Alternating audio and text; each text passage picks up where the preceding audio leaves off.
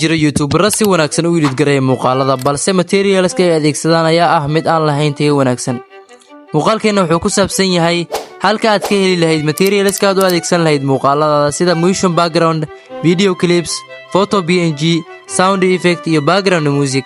waxaa jiro muuqaal hore oo aan ugu hadlayay materials thumbnailka anigoo hal meel isku keenay balse muuqaalkan wuxuu ku dawan yahay muuqaaladaas oo waxaan kuu sheegi doonaa goobaha aad ka heli karto.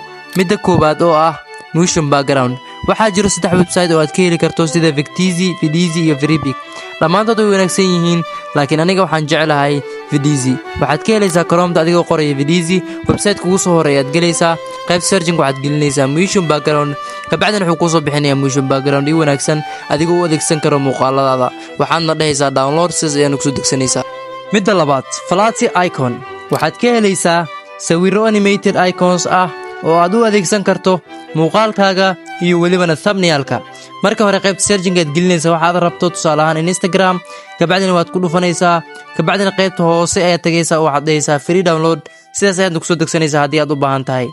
midda saddexaad, sound effect.